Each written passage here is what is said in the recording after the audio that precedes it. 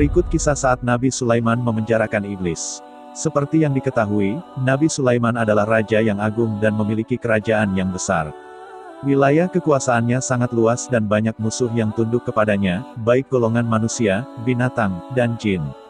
Suatu ketika, Nabi Sulaiman memohon kepada Allah untuk menangkap iblis dan memenjarakannya. Ya Allah, Engkau telah menundukkan padaku manusia, jin, binatang buas, burung-burung, dan para malaikat. Ya Allah, aku ingin menangkap dan memenjarakan iblis, merantai serta mengikatnya. Sehingga manusia tidak berbuat dosa dan maksiat lagi.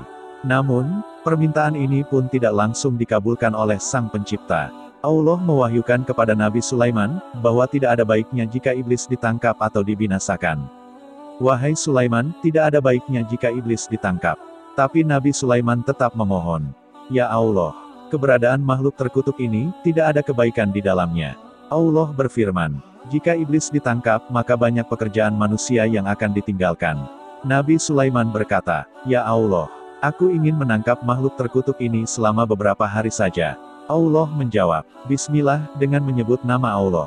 Tangkaplah iblis. Kemudian Nabi Sulaiman menangkap iblis, mengikat dan memenjarakannya.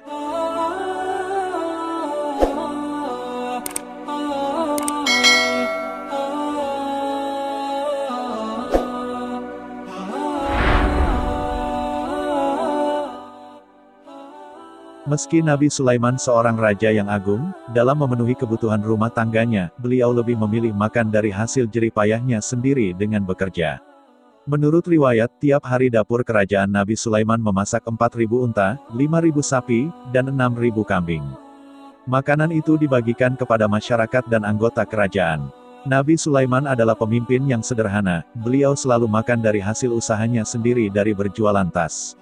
Setelah para iblis ditangkap, pada suatu pagi, Nabi Sulaiman mengutus pekerjanya untuk menjual tas-tas buatannya ke pasar. Namun ternyata, pasar tutup semua dan tidak ada yang berjualan.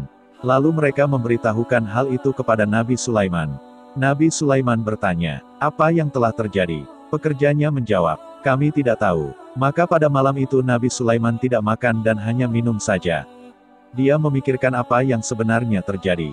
Hari berikutnya, anak buah Nabi Sulaiman kembali menuju pasar hendak menjual tas-tas produksi Nabi Sulaiman. Ternyata, mereka masih mendapati pasar masih sepi seperti kemarin. Pasar masih tutup. Orang-orang menuju kuburan, mengingat kematian, menangis dan meratap. Mereka sibuk mempersiapkan bekal menuju ke akhirat tanpa memperdulikan lagi keindahan duniawi.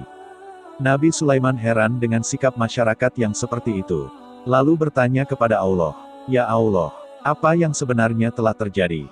Kenapa orang-orang tidak bekerja mencari nafkah? Lalu Allah mewahyukan kepada Nabi Sulaiman, Wahai Sulaiman, engkau telah menangkap para iblis, sehingga akibatnya manusia tidak bergairah bekerja mencari nafkah. Bukankah sebelumnya telah aku katakan kepadamu, bahwa menangkap iblis tidak mendatangkan kebaikan? Setelah mendapat jawaban dari Allah, maka Nabi Sulaiman segera melepaskan iblis dari penjara.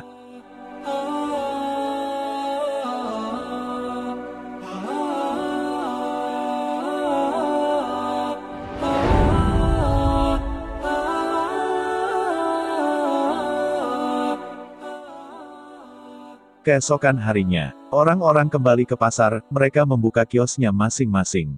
Orang-orang kembali bersemangat bekerja mencari harta dunia untuk makan dan memenuhi kebutuhannya.